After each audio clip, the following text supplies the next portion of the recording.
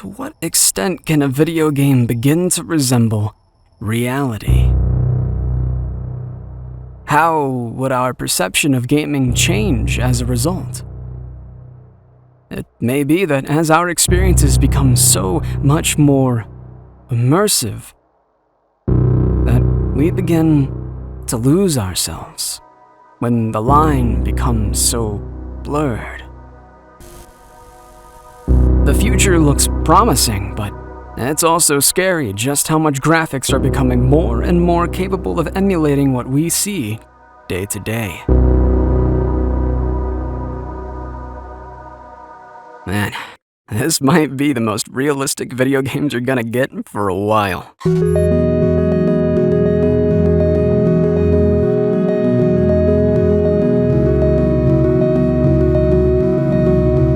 When Masahiro Mori published his research on the emotional responses of humans to non-human entities, Bukimi no Tani, or the uncanny valley, he observed that this uncanny feeling is more accentuated when a particular object moves. The stiff smile, the dead eyes, the stilted movement. That restlessness we feel is the automatic response one experiences when something once thought familiar becomes strange. Let's face it, it's difficult to form an affinity with an entity that remains relegated to the realm of almost human. In 2019, the Unity team tried to see what they could do with their engine to create a realistic human in the short The Heretic. Following this, many tools were created that we later saw polished after the purchase of Ziva Dynamics, and this gave us a tantalizing glimpse of what was to come. And by the way, we'll make a video covering Ziva, as well as videos for the other many incredible things we need to catch up on. And there are high expectations for what can be achieved with this development, especially since they revealed this impressive cinematic demo called Enemies. The main attraction of the demo is the woman sitting in the center. In your heart, everything anyone has ever felt. Her eyes, they reflect light and have a natural wetness to them. We actually have highly realistic caustics in the iris, and this is the phenomenon we notice when light contacts an eye at an angle, leaving a portion of the eye shaded in an arc. If that doesn't make any sense, that's totally okay. The important part is that this is accurate to how light should behave, which our brains notice subconsciously. Look at what happens if some of the variables get messed with just a skosh.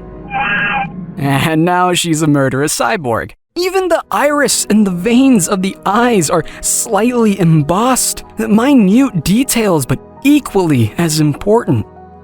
Even changes in blood flow can be simulated using this technique. The green and red patches indicate where stretching and compression are taking place. This allows the shader to blend between smooth or wrinkled features. The model also has incredibly sophisticated hair.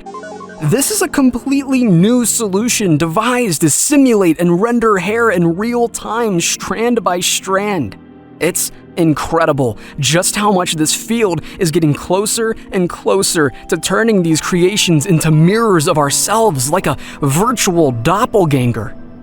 Now, I have two questions for you. One, what was the first thing you noticed about her that just wasn't realistic? And two, which microexpression surprised you the most with its realism? For me, it was the little smirk when saying power. Anyway, here's a soft reality check to give your brain a break. Check out this video I recorded from my vacation to Japan. And yes, before you say anything, I am a weeb.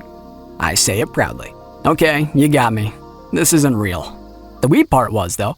But you only notice that it's some kind of ultra-convincing synthetic reality because the camera moves around like it's being held by someone who's fascinated by every nook and cranny of a train station instead of just going upstairs.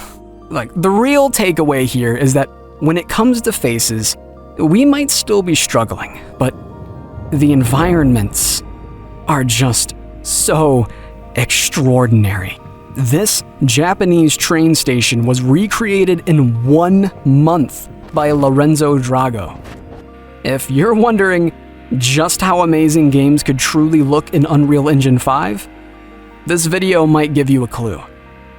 Soon, we could be playing the best carpentry simulator ever, and we all know we would buy it because for whatever reason our little goblin lizard gamer brains love doing virtual chores. Alright, check this out. Isn't it goosebump-inducing that games like The Witcher and the next Tomb Raider are confirmed to use this engine? There's no doubt that people are going to make tons of amazing creations with this engine, and not just carpentry. Oh no. But also, dare I dream, masonry? We'll just have to stay tuned and see if they've got the stones. This video does make me wonder, what would this technology with virtual reality be like right now? What would it be like to inhabit these places? I need to take you to VRCHAT. Don't worry, it's a totally normal place. Oh my god! Hell no, man. What the fuck? VRCHAT is known for many things, but not usually hyper-realistic graphics. Though, gotta admit that this looks very real. Okay, let me clarify, the environment looks real. This map uses photogrammetry. In simpler words, they took thousands of photos of an environment to be able to digitize it within the game. In a way, this tells us that with a few clever tricks, more people could potentially enjoy this kind of experience with these kinds of graphics, because VRCHAT is not hard to run. It can even run on the Quest 2, which processes everything internally without being hooked up to a PC. If you want to try this map, I'll leave the ID in the description.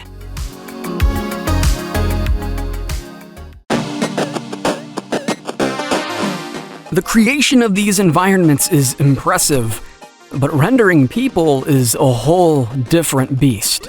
A significant challenge, but a worthwhile one. This is something its creators call the search for complete realism.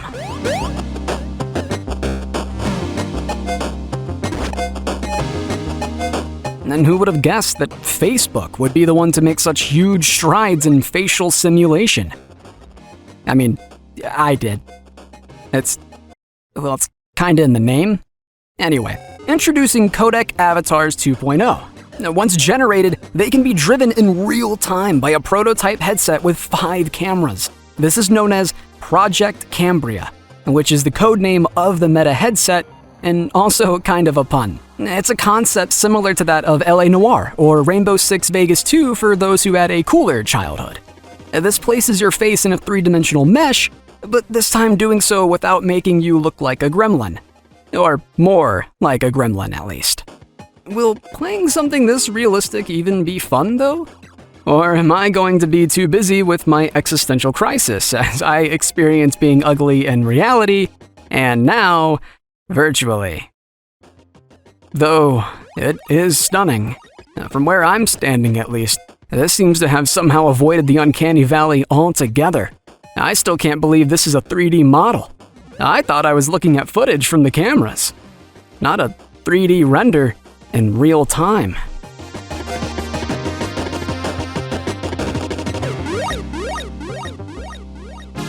All these tools are still being developed, but as Victor Hugo said, there is nothing like a dream to create the future. And my dream is to experience the most realistic video game ever.